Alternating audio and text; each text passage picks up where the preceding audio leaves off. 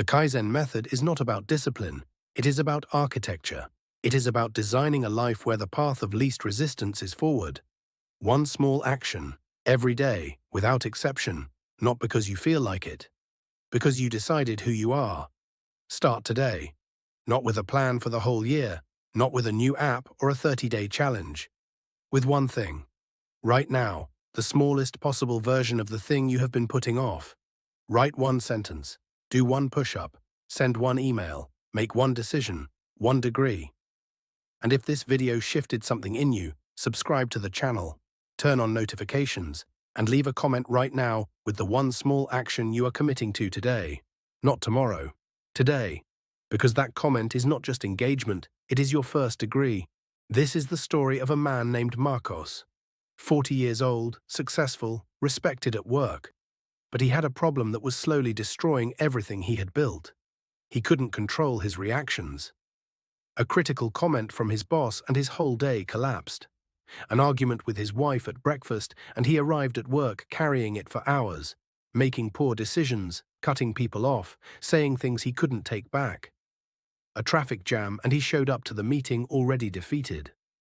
Marcos wasn't a bad person, he was an unguarded one. Every external event had direct, automatic access to his internal state. He lived in a permanent condition of emotional reaction, always responding, never choosing. He tried meditation apps. He tried breathing techniques. He read books on anger management. And nothing worked because he was treating the symptom, not the architecture. The architecture of his mind had never been trained to withstand pressure. And without that training, every strong emotion wasn't something that passed through him. It became him. In feudal Japan, a samurai who lost emotional control in battle was a dead samurai. Fear made the sword hesitate. Anger made the stance reckless. Pride made the mind blind to what was actually happening in front of it. The samurai schools didn't teach soldiers to suppress their emotions. They taught them something far more sophisticated, to feel everything without being moved by anything. Fudōshin, literally immovable mind, was not a state of numbness. It was a state of radical stability.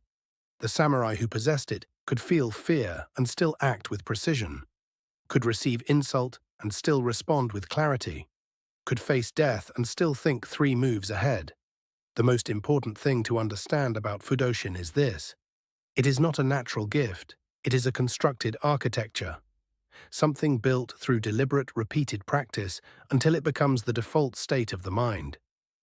A neuroscientist at the University of Toronto, who has spent 18 years studying emotional regulation, found that the brain's reactive center, the amygdala, can be structurally reconditioned through consistent practice. The space between stimulus and response, which in most people is near zero, can be expanded, trained, made reliable. What looks like extraordinary emotional control in rare individuals is, in almost every case, the result of deliberate conditioning, not personality. Marcos had never conditioned anything. He had simply reacted for 40 years and called it his character. When Marcos first encountered the concept of Fudōshin, his reaction was immediate. That's for monks and martial artists.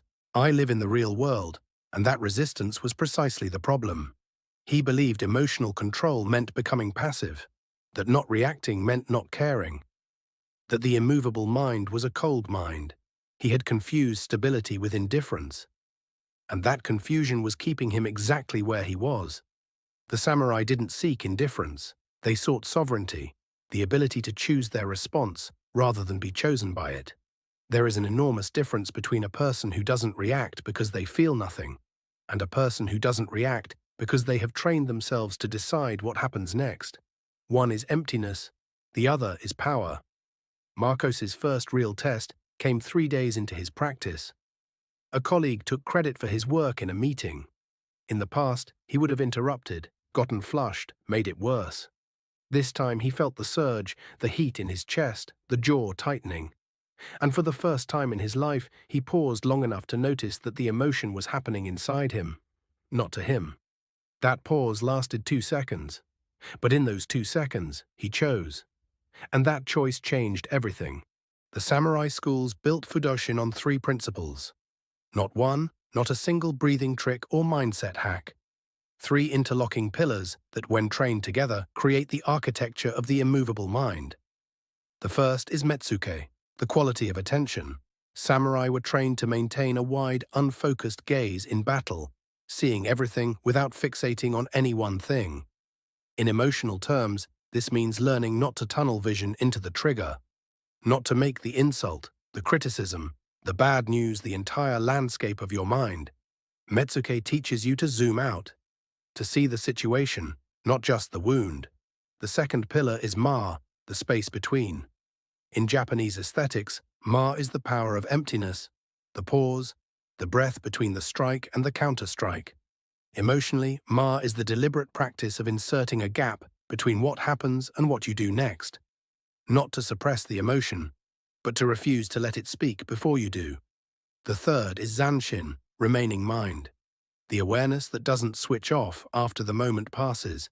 Most people react, then recover, then forget. Zanshin is the discipline of staying present with what you felt, understanding where it came from, and integrating it, so that the next time that trigger appears, your response is already more evolved than before. Together, these three pillars don't suppress emotion. They transform it into information, into fuel, into something you wield, rather than something that wields you.